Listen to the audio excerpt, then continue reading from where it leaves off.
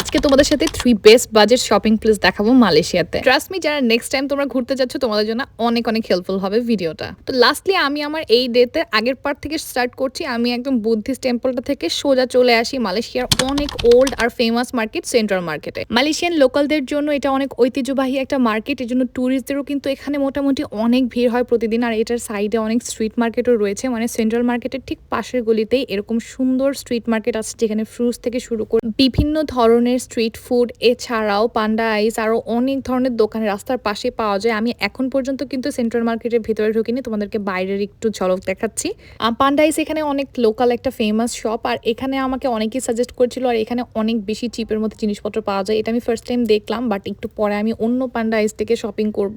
এখানে জাস্ট আমি ঘুরে ঘুরে দেখছিলাম, এখন পর্যন্ত আমি মার্কেটের ভিতরে ঢুকিনি। এই যে মার্কেটের সাইডে আর রাস্তার পাশে এই স্ট্রিট মার্কেটটাও এত সুন্দর, কিউট ছিল, এস্থেটিক ছিল, পুরো অর্গানাইজ ছিল, মানে দেখে আমার কাছে ভালো লাগছিল। একটু কয়েকটা ছোট ছোট ফ্রুটসের দোকান ছিল, জুসের দোকান ছিল, আর ফ্লাওয়ারের শপ ছিল, মানে সব কিছু মিলে অনেক সুন্দর ছিল। আর মালয়েশিয়া যেহেতু মুসলিম কান্ট্রি, এখানে হিজাবের কালেকশন অনেক সুন্দর। আমি এই রোদের মধ্যে টেম্পল ঘুরে অনেক থার্সি ছিলাম, আমি এখান থেকে কপি করে একটা কফি নিয়ে নিলাম, এটা অনেক ইয়ামি ছিল। এটার পরে আমি এখন সেন্ট্রাল মার্কেটের মেন এন্ট্রেন্স দিয়ে ঢুকছি। আমি অনেক এক্সাইটেড ছিলাম, আমি শুনেছি, ভিডিও দেখেছিলাম যে এটা আসলে অনেক পুরাতন, মানে ক্রাফটের জিনিসপত্রের জন্য বেস্ট। আমি যেহেতু সকালে বের হয়ে নাস্তা করেছিলাম আর পুরাটা টেম্পল ঘুরে এখানে এসেও অনেকটা টাইম চলে গিয়েছিল, দুপুর পার হয়ে যাচ্ছিল। তো আমি এখানে একটা খাবার অর্ডার করি একটা রেস্টুরেন্ট থেকে। চিকেনটা বেশ মজা ছিল, বাট রাইসের সাথে বা অন্যান্য আলাদা সসের সাথে আমার কাছে কম্বিনেশনটা ভালো লাগে নাই। অ্যান্ড দেন আমি সেন্ট্রাল মার্কেটটা পুরোটা ঘুরছিলাম, আমার কাছে মনে হয়েছে ওদের ব্যাগের কালেকশন অনেক ভালো। এই মার্কেটে কালচারাল জিনিসগুলো বেশি, লাইক এই যে ড্রিম ক্যাচার, পিতলের জিনিস, তারপরে ক্রাফটেড অনেক ধরনের জিনিস, মানে ঐতিহ্যবাহী জিনিসগুলাই বলা যায় এখানে সব থেকে বেশি। অনেক বিদেশি ট্যুরিস্ট আসে, আর এই হ্যান্ডমেড জিনিসগুলো কিন্তু ওরা কিনতে পছন্দ করে। বেসিক্যালি এখানে আরো অনেক কিছুর দোকানপাট আছে, বাট ঘুরে ঘুরে দেখতে হবে। আমি তোমাদের কাছে টোটাল 3টা মার্কেট দেখাবো। এই যে এই দোকানটা অনেক ইন্টারেস্টিং, কোকোনাট শেল, মানে কোকোনাটের শেল থেকে বা নারিকেলের যে ছোবা, এটা থেকে ব্যাগ হতে আরম্ভ করে শো পিস বিভিন্ন ধরনের আইটেম হচ্ছে এই দোকানের মধ্যে ছিল। বিষয়টা অনেক ইন্টারেস্টিং, আর এরা কিন্তু অনেক সুন্দর করে ক্রাফটিং করে সেল করছিল। আর সবাই অনেক ইন্টারেস্ট নিয়ে দেখে, যারা দেশের আরও অন্যান্য জায়গা থেকে আসে ট্যুরিস্টরা, ওরা এই যে মালয়েশিয়ান রিঙ্গিত, এটা ছিল প্রায় 80 রিঙ্গিতের মতো, মানে আমাদের 2500 টাকার মতো ছিল এই ব্যাগগুলোর প্রাইস। এগুলো কিন্তু বিচ এরিয়ার জন্য অনেক পারফেক্ট, মানে এইখানে তোমরা 2500 টাকার মধ্যে এই ব্যাগগুলো পেয়ে যাবে। তো এরপর আমি আরও ঘোরাঘুরি করে দেখছিলাম, এখানে একটা ডেজার্ট শপ দেখলাম, আমার কাছে খুবই খেতে ইচ্ছা করছিল, বাট আমি কেন জানি অনেকক্ষণ ঘোরাঘুরি করে জাস্ট একটা পানির বোতল কিনে বের হয়ে গেলাম।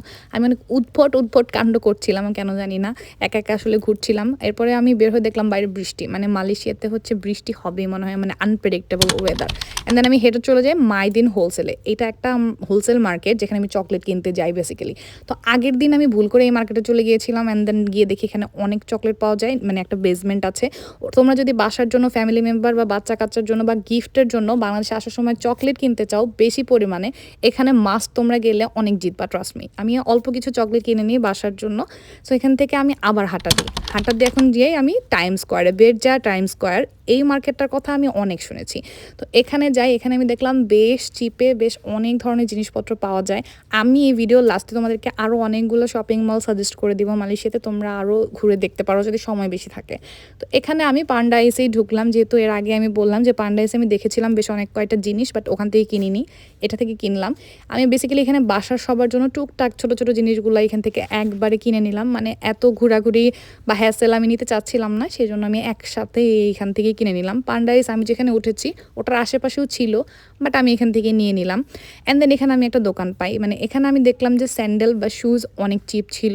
আমি কাপড় চোপড় ব্র্যান্ড ছাড়া আমি আদার কোনো জায়গা থেকে আসলে নিইনি। অ্যান্ড দেন আমি দেখলাম যেখানে 10 রিঙ্গিত মানে 300 টাকা বা 20 রিঙ্গিত 600 টাকার মধ্যে অনেক কিউট স্লিপার ছিল। আমি এখান থেকে একটা কিউট স্লিপার নিয়ে নিই, এগুলো অনেক বড় ছিল, মানে আমার আনতে অনেক অসুবিধা হবে, এই জন্য আমি জাস্ট একটা নিই, আম্মুর জন্য একটা নিই। তো অনেকগুলো শপিং করে আমি অনেক টায়ার্ড ছিলাম, আর আমি এই দিনে 3টা মার্কেট ঘুরে ফেলেছি, মন্দির ঘুরে ফেলেছি, আর কোথাও আমি যেতে চাচ্ছিলাম না। আমি সোজা বের হয়ে গ্র্যাব কল করি। আর বেরজা টাইম স্কোয়ার থেকে বের হলে সুন্দর একটা এই সিনারি দেখতে পেলাম, আর মারদেকা টাওয়ার তো আমার মনে হয় শহরের যে সাইডে যাচ্ছি না কেন দেখা যাচ্ছে। আর আমি তোমাদের জন্য স্ক্রিনের মধ্যে হচ্ছে মালয়েশিয়ার আরও কিছু শপিং প্লেস দিয়ে দিচ্ছি যেন তোমাদের অনেক ইজি হবে। তো এরপর আমি বাসায় আসি, মানে আমার বাসার নিচেই হচ্ছে এরকম সুপার শপ ছিল, আমি কিছু কিনে এনে হচ্ছে খাওয়া দাওয়া করবো, রাতে ডিনারটা করব। দুপুরের খাওয়া তো তোমরা দেখেছোই, সকালেরটা আমি এর আগের পার্টে আমি দিয়েছি। এছাড়া তো এই তো রাতের খাবার এইটাই। আজকে আমি তোমাদের সাথে শেয়ার করলাম যে যারা রিসেন্টলি হচ্ছে মালয়েশিয়া আসতে চাচ্ছ বা কখনো যাওয়ার প্ল্যান আছে তারাও কিন্তু এই ভিডিওটা সেভ করে রাখতে পারো বা স্ক্রিনশট নিতে পারো, তোমাদের জন্য আশা করি অনেক হেল্প হবে। অ্যান্ড দেন আমি আমার রাতের ডিনারটা শেষ করতে করতে তোমাদের সাথে এই ভিডিওটা শেষ করছি। ভালো লাগে অবশ্যই কমেন্ট করে জানাবে। Thank you for watching. Tata and আল্লাহ হাফেজ সবাইকে। আসসালামু আলাইকুম।